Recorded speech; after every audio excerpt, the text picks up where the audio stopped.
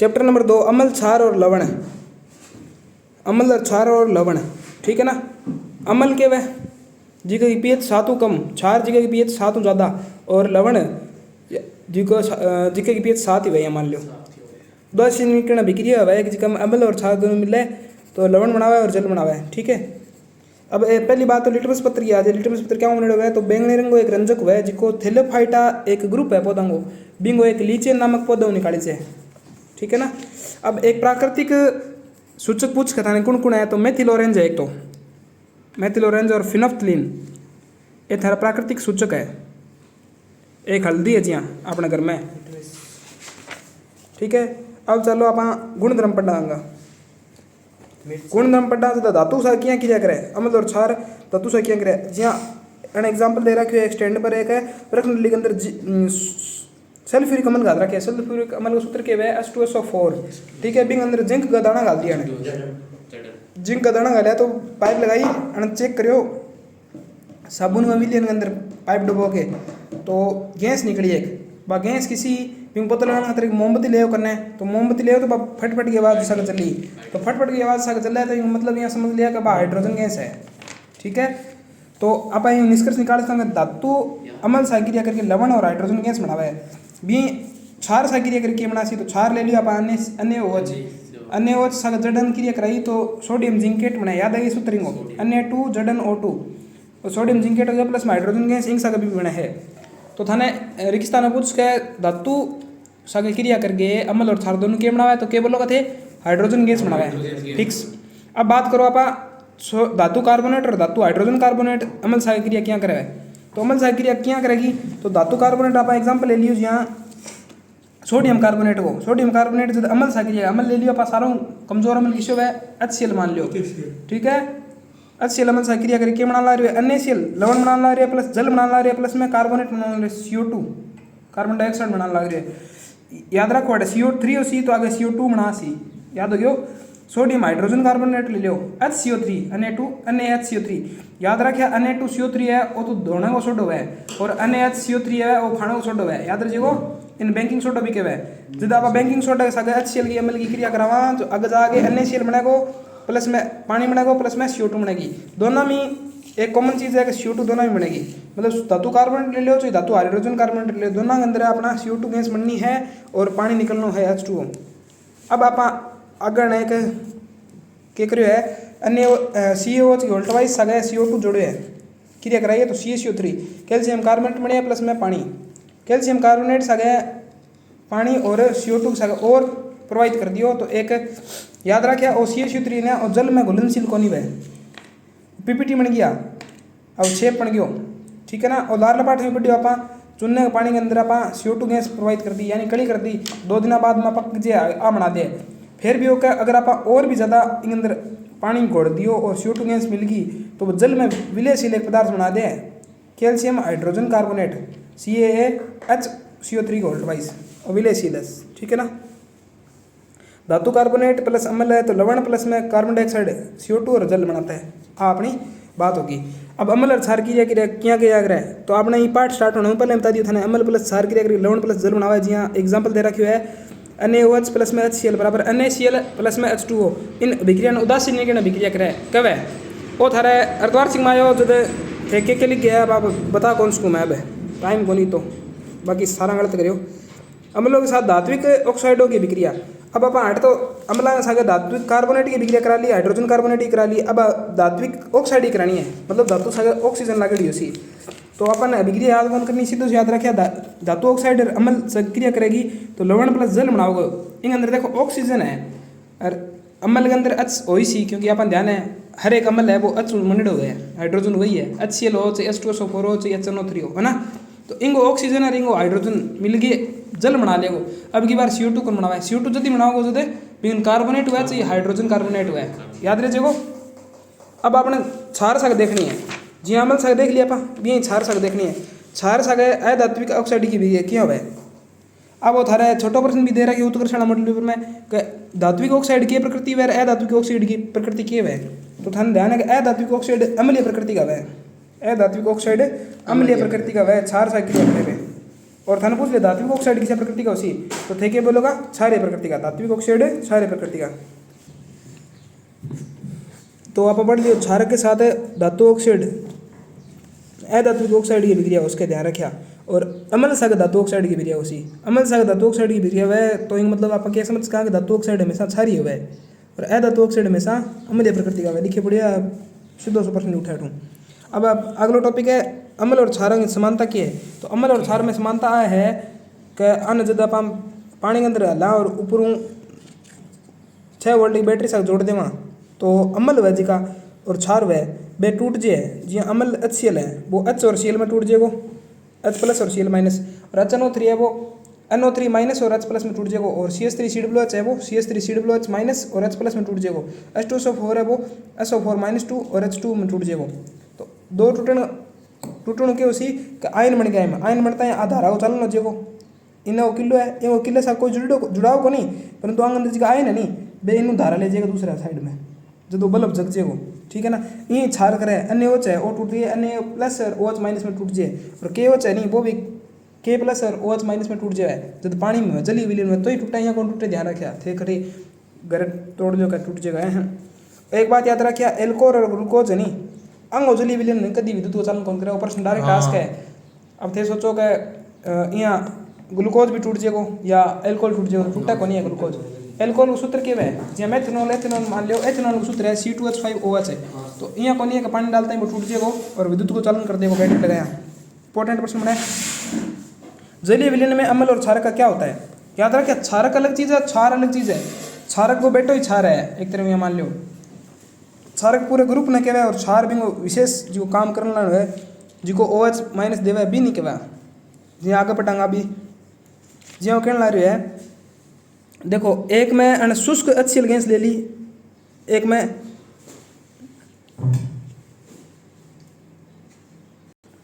एक एग्जांपल दे रखी है कि थे ले वो NaCl 1 ग्राम NaCl नमक ले लियो बिंग अंदर आप डाल दें H2SO4 डाल देवा तो क्या बने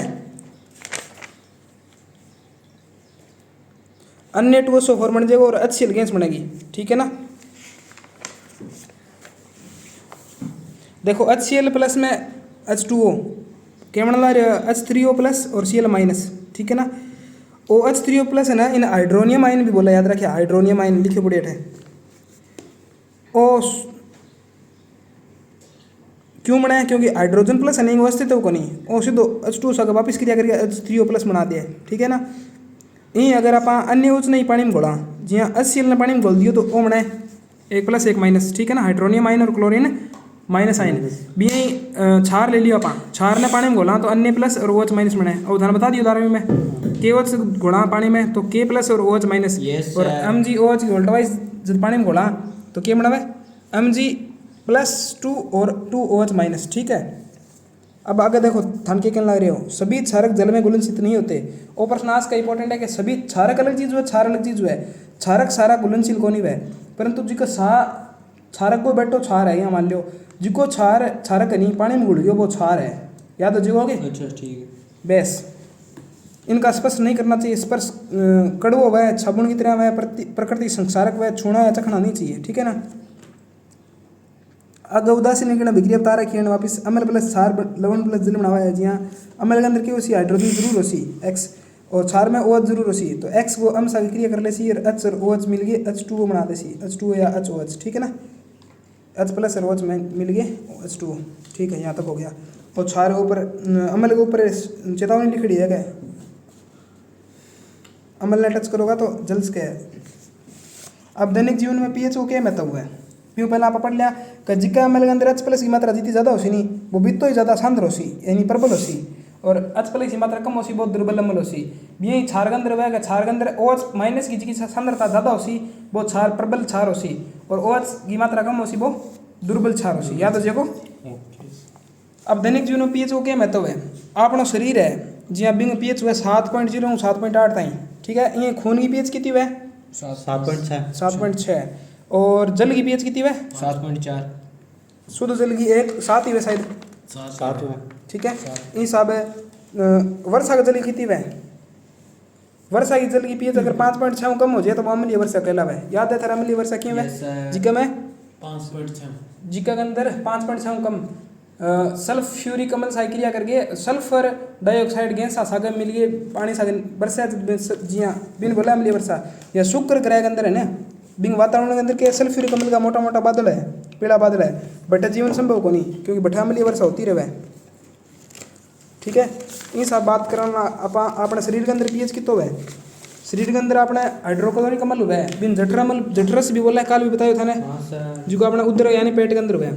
बिंग पीएच लगभग 2-2.5 करीब हुआ है। बिंग पीएच अगर कम हो जाए अपा ठंडो वगैरह पी लिया कोई तो अपने जलन लग जाए, पेट में गैस बन जाए। बिंग मतलब कि वह अपने गैस की अपनी तो पीएच बिंग कम होगी, पीएच कम होगी तो अपने अम्लता बढ़ेगी तो अपन छार लेना पड़ा कोई छार के अंदर अपा के लेवा मिल्क ऑफ मैग्नीशियम लेवा या इनो लेवा, इनो के अंदर आई वह मैग्नीशियम हाइड्रोक्साइड या नींबू जल लेवा। बाकी करे अपना और छार अम्ल साइक्रिया करके लवण बना देवे और जल बना देवे जब अपनी जी की पेट की जलन है वह दूर हो जाए। एंटा एसिड बोले, एसिडिटी कम करे। अब अपने पीएच परिवर्तन के 6 दांत भी 6 होने लग जाए। अपना दांत की जी ऊपरली परत वह भी एनिमल बोला है या दंत वल्क बोला है, ठीक है ना। कैल्शियम हाइड्रोक्सी एपेटाइट भी बोला है, ठीक है ना। एक पीएच कम हो जाए आपा फिर क्या करा सारी दंत मंजन करा या फिर कोलगेट करा जी अपने अम्ल और छार दोनों मिलके लवण बना लिया है, ठीक है। ये आप पशु पक्षियों के अंदर भी देखा कि अलग अलग अम्ल हुआ है। जी मान लो नेटल एक पादप है, नेटल के अंदर डंक नुमा बाल हुआ है, ठीक है, जंगला उगे जी के अंदर अपना डंक लाग जाए नहीं तो दर्द हुआ है डंक के बराबर। बिंग अंदर मैथेनोइक अम्ल हुआ है, ठीक है ना। ये सब एक सारणी देड़ी है, बात हमें याद करनी है, ठीक है। बस सारणी के अंदर सिरका के अंदर किसो अम्ल हुआ है? एसिटिक अम्ल। संतरा में सिट्रिक और इमली में टार्ट्रिक और टमाटर में ऑक्जेलिक। खट्टा दूध या दही के अंदर लैक्टिक अम्ल, नींबू में सिट्रिक अम्ल और चिंटी के डंक में मेथेनोइक अम्ल और नेटल के डंक में मेथेनोइक डंक एवं मेथेनोइक याद रखें, याद रह जाएगा। अब आप अम्ल घणो पढ़ लियो, छार घणो पढ़ लियो। अब लवण की बात करा, लवण मतलब नमक, लूण, NaCl एक ही बात है।